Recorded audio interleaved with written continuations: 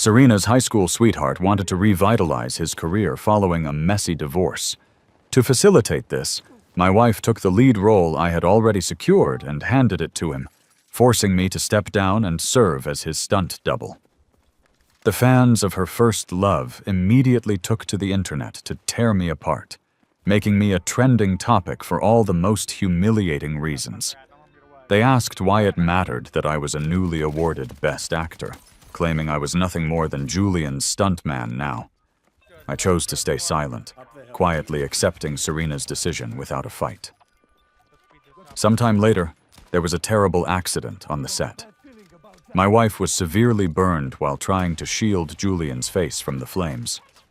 I was absolutely devastated by the news.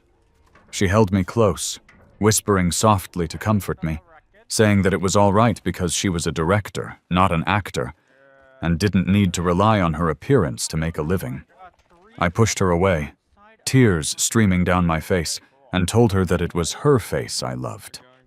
I asked her what I was supposed to do now that she didn't look like herself anymore. When Serena announced that the film was getting a new leading man, I was already strapped into the wire harness, prepared to film a combat sequence. Just as I got into the starting position, the crew lowered me back to the ground. I was confused, unsure of what was going on, but I could feel the strange, pitying glances from everyone around me. An assistant named Chloe ran over to me, looking like she was on the verge of tears, and told me there was bad news. Serena had just announced they were replacing the lead actor. Before I could even process the information, I was pulled into the dressing room where Serena and Julian were waiting. Julian looked exhausted, wearing a casual white suit, his eyes red and swollen. Serena looked at him with absolute sympathy. She didn't waste time on pleasantries. She told me that Julian was divorced and wanted to make a comeback, so she had decided to let him take over my role. It became clear that everything was being orchestrated to clear a path for her first love.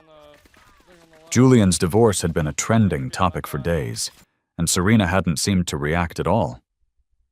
I assumed she had moved on from him, but evidently that wasn't the case. A bitter lump formed in my throat that I couldn't swallow. I sniffled and reminded Serena that I loved this role, that I hadn't taken any other work for months because I was studying the script and training in Kung Fu. Julian suddenly interrupted, asking Serena if there were a lot of fight scenes in the movie.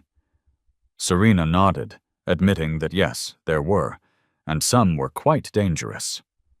Julian looked nervous and told her that he hadn't acted in a long time. Serena gave him a reassuring look before turning back to me. She said that since I had already been training, I could stay on as Julian's stunt double. I laughed out of pure frustration.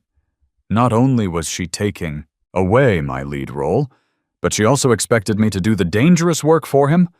I asked her if she thought I was a pushover. She frowned slightly, asking if I was unwilling. I told her of course I wasn't willing. I reminded her that just last week I had won Best Actor. I asked if she really wanted a newly crowned Best Actor to serve as someone's stunt double, telling her I would become a joke in the industry. She smirked at me then, asking, "So what?" She asked if winning one award made me forget where I came from. She claimed that if Julian hadn't let me be his body double for nude scenes in the past, nobody would even know who I was. It was true that my first job in the industry was as Julian's body double. For a scene that lasted less than 3 seconds in the final movie, I had been naked, kneeling in freezing snow for 3 hours.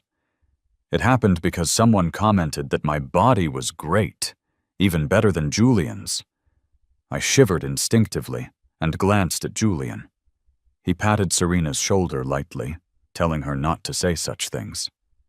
He told me not to blame Serena, that she was just trying to help him because his family was going through a hard time. His wife had left him, and he really needed a chance to bounce back. I looked at him blankly and asked, "So what?" I asked if it was acceptable for him to come crying to my wife, steal my role, and call it okay. I called him a homewrecker. Julian's eyes filled with tears instantly. Serena was furious and slapped me hard across the face. She demanded to know what nonsense I was spouting, insisting Julian was not a homewrecker. I covered my stinging cheek, staring at her in disbelief, asking if she had really just hit me. She looked at her own hand, a flicker of guilt in her eyes. But then Julian tugged on her sleeve, looking teary-eyed, and told her not to blame me. He said it was his fault for asking for help. Serena's expression hardened again. She told me I should be grateful to be Julian's double. She said if I didn't look slightly like him, she never would have noticed me in the first place.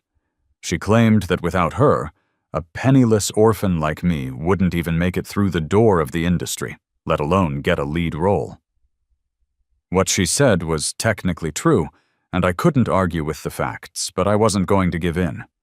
I refused to be Julian's double. Seeing my resistance, Serena resorted to blackmail. She asked if I wanted my career to end with my last movie. I looked up sharply, meeting her cold eyes. It felt like an invisible hand was squeezing my heart, making it ache physically. I closed my eyes and told her fine, I would do whatever she said. Serena chuckled and hugged me, saying that was more like it. She promised that as long as I listened, she would make me the lead in all her future films.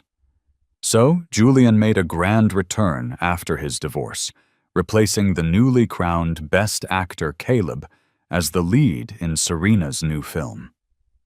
To repay past kindness, Caleb volunteered to be Julian's stunt double. I was potentially the first Best Actor in history to work as a stunt double.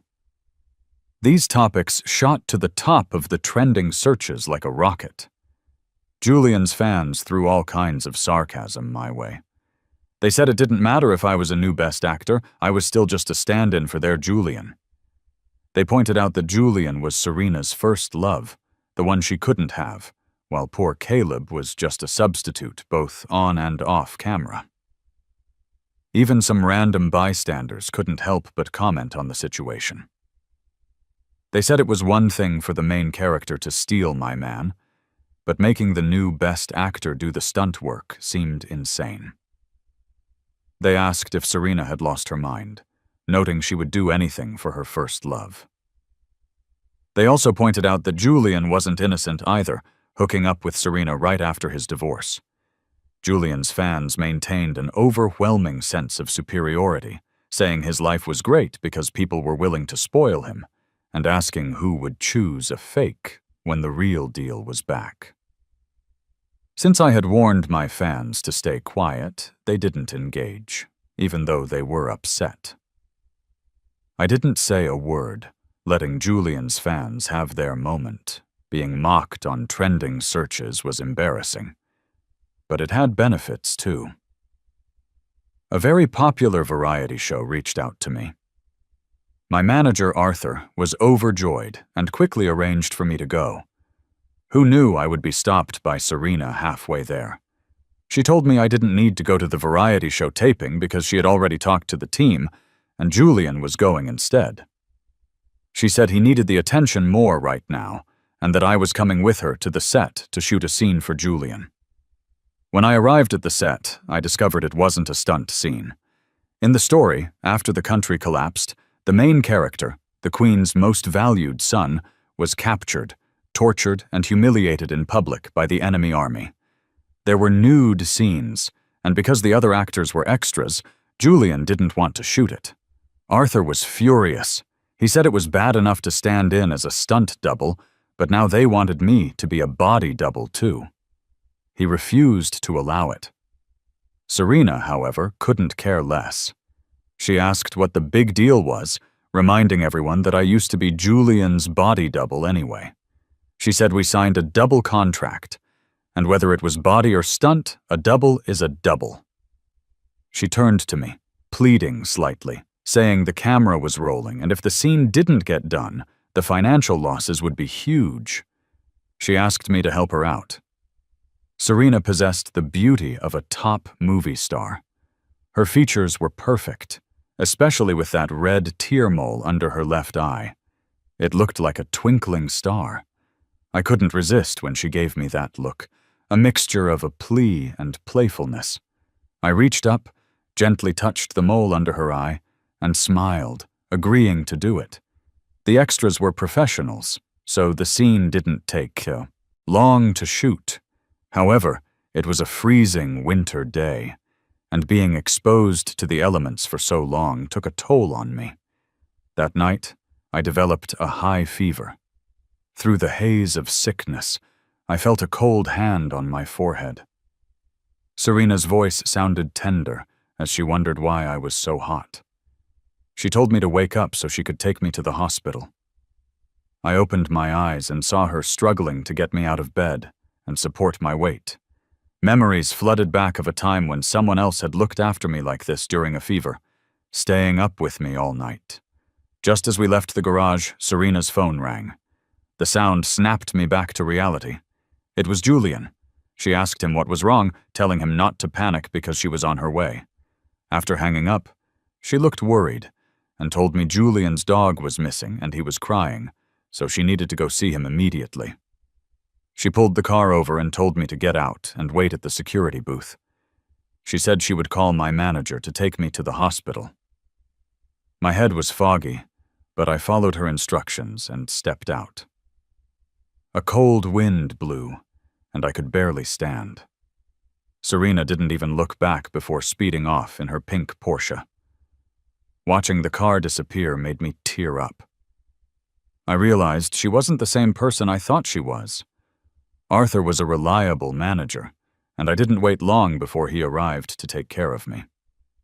He cursed under his breath when he realized Serena wasn't there.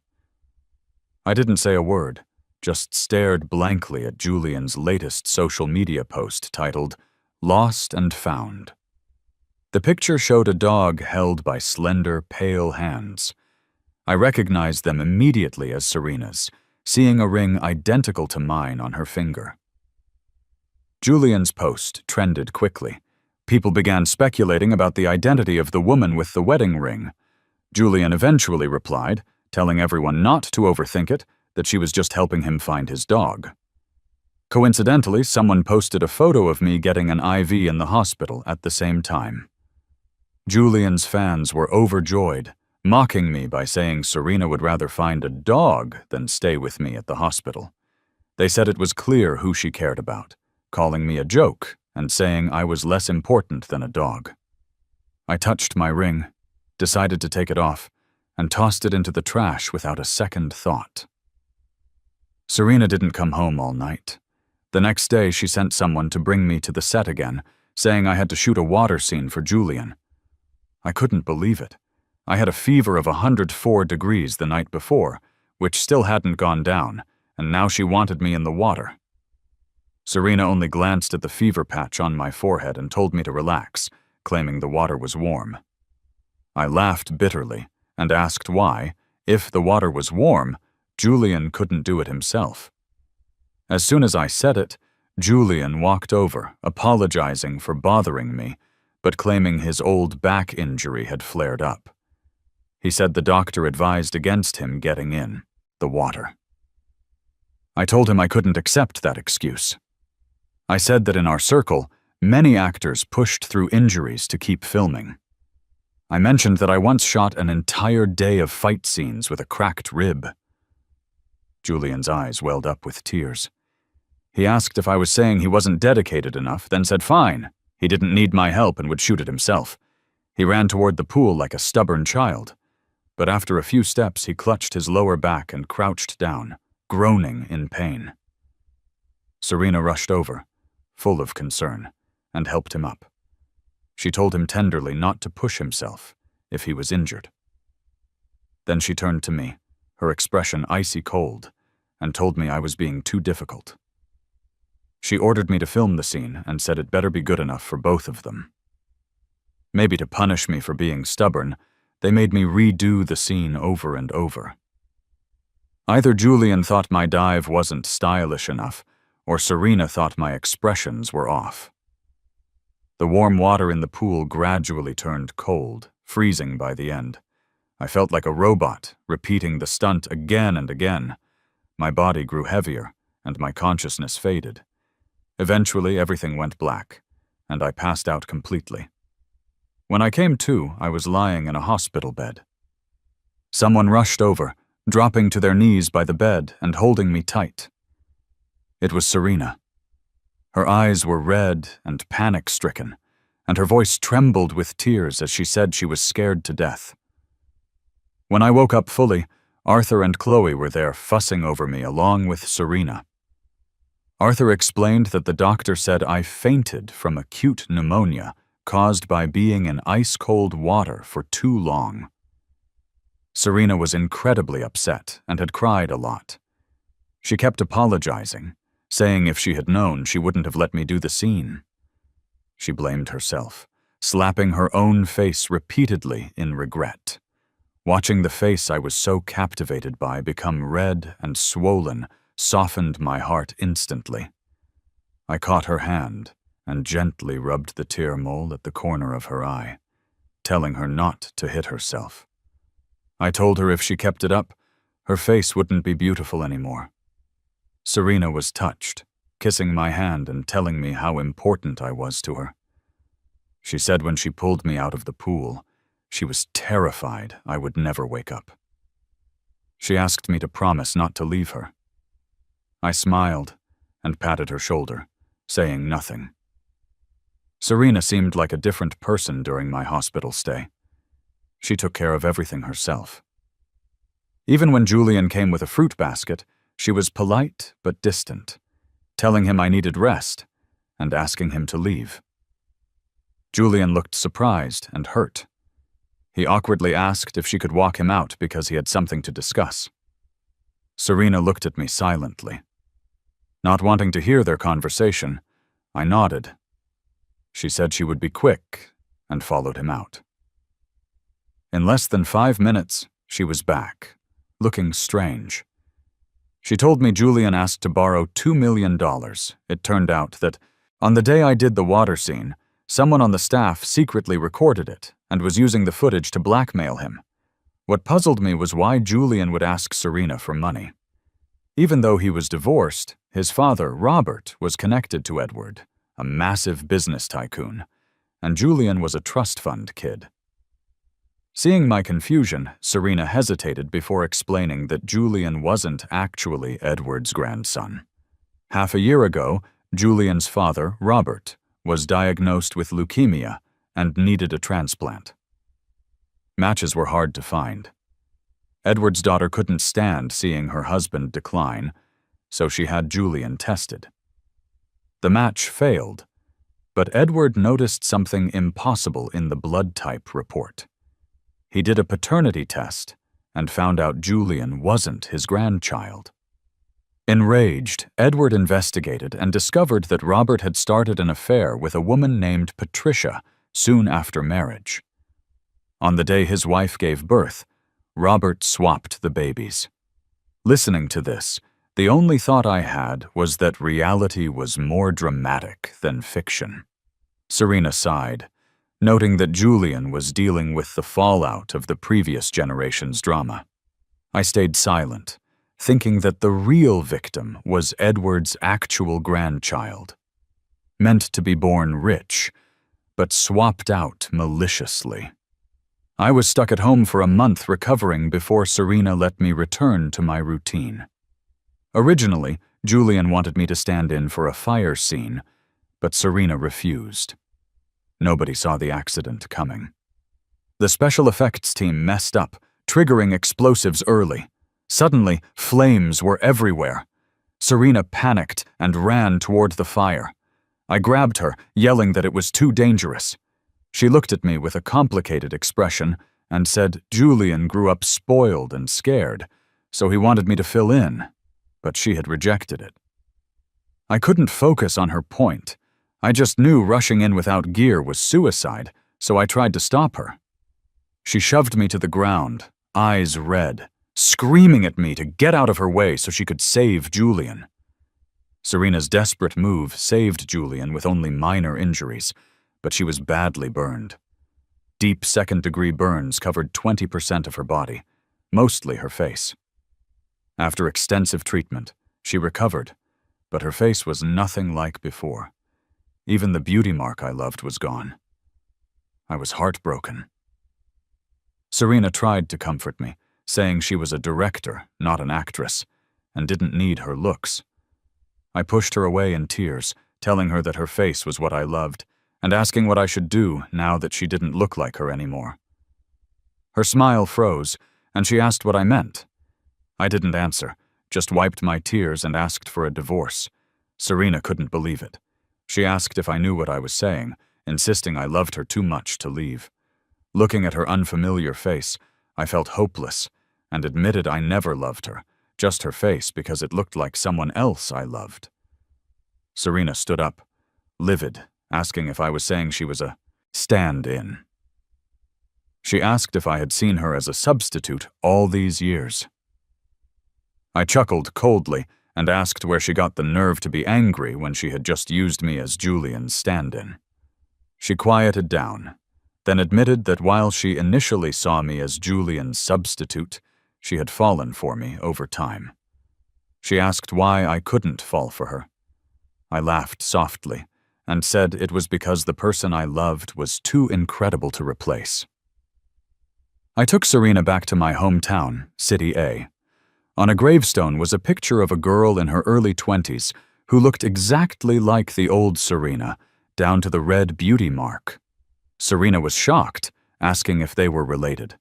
I told her, kind of. The Howards died in an accident years ago. Their daughters, Joanna and Anna, were sent to an orphanage. Joanna was beautiful and well-behaved, and a rich couple wanted her, but she begged them to take her little sister Anna instead. Anna ended up in City K with Serena's adoptive parents. That same day, the family who adopted me returned me to the orphanage because of my heart defect. Joanna poured all her love into me, a sickly child. To pay for my heart surgery, she worked non-stop as an adult. She died on my 18th birthday, hit by a drunk driver while crossing the street. In her final moments, she donated her heart to me. I kept this from Serena. Joanna had promised Serena's parents she would never disrupt their lives. I looked Serena in the eye and lied, saying she and City K were a world apart and couldn't be related, pointing out that lots of people look alike, just like me and Julian.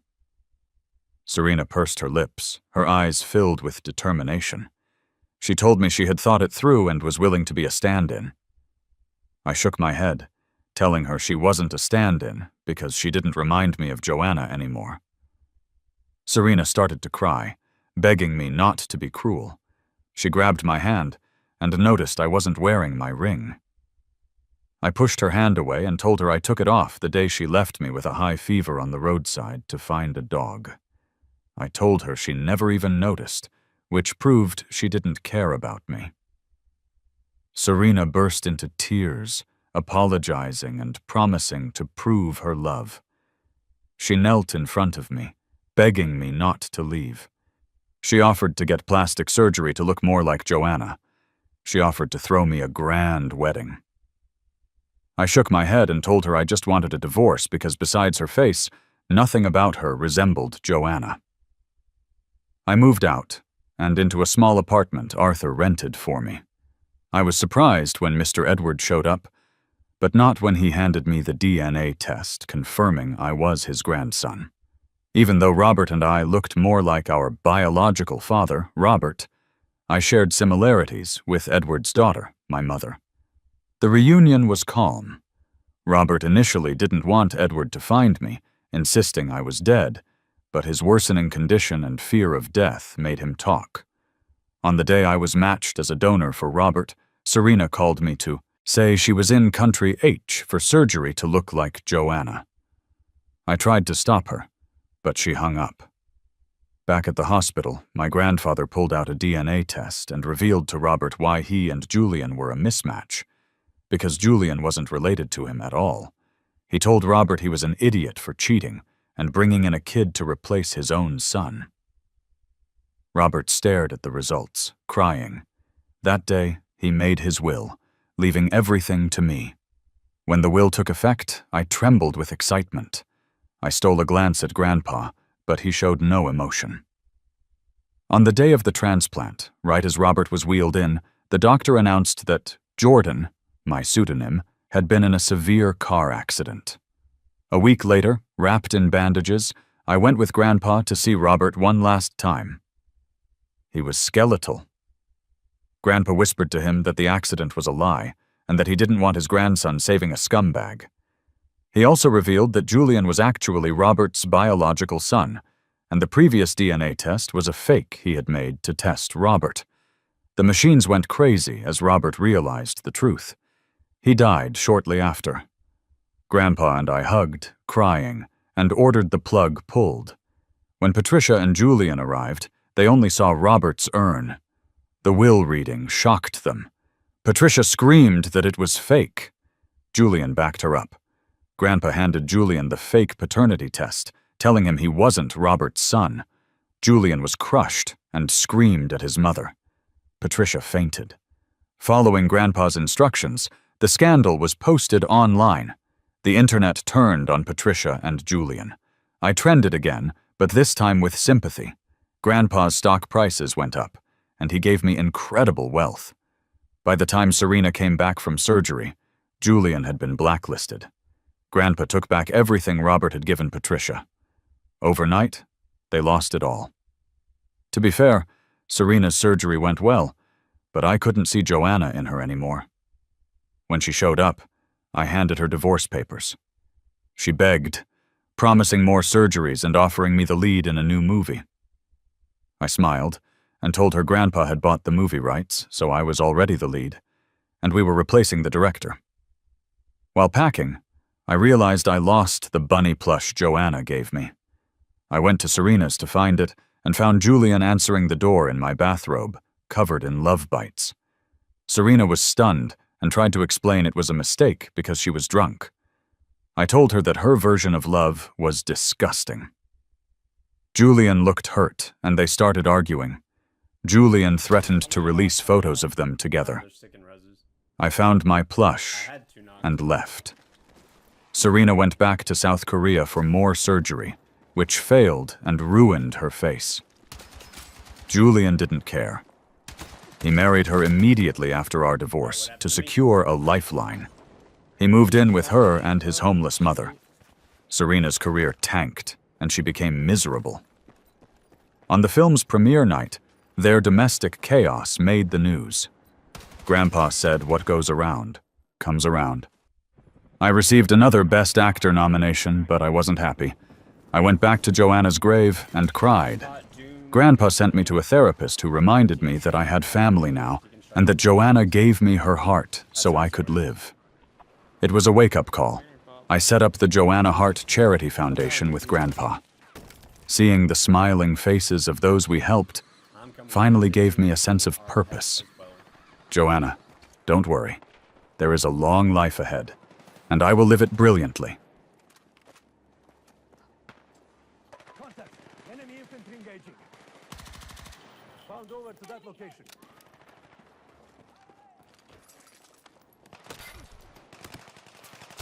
No, fucker. Hey, there may be people pushing us from behind. Look at me. You stay with me.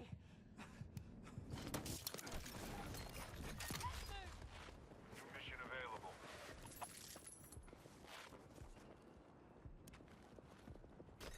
Yeah, they're here, they're here, they're here. Coming.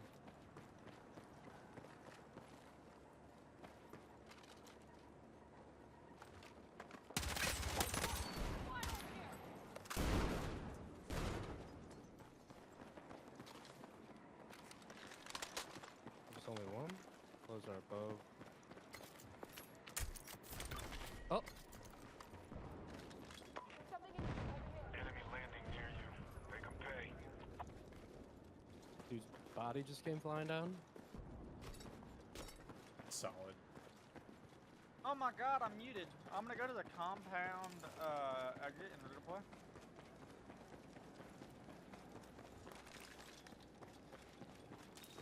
I found 4 purple SL9s. How is that a thing? Got a new mission ready.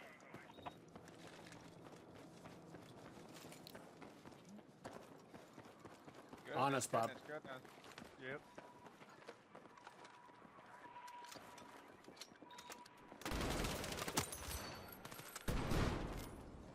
Enemy hit! Going up.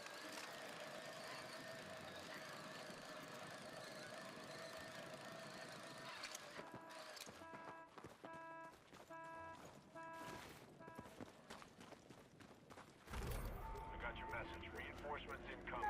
Stay close till they redeploy. Dead right. Dead right.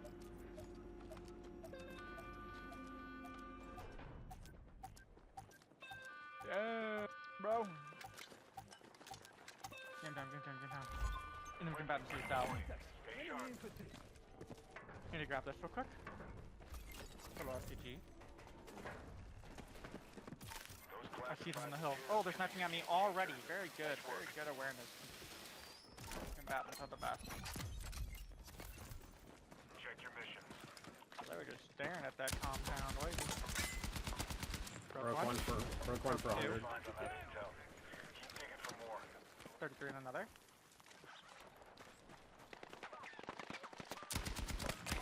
Flying at them. Found. Watch your Here move. I go.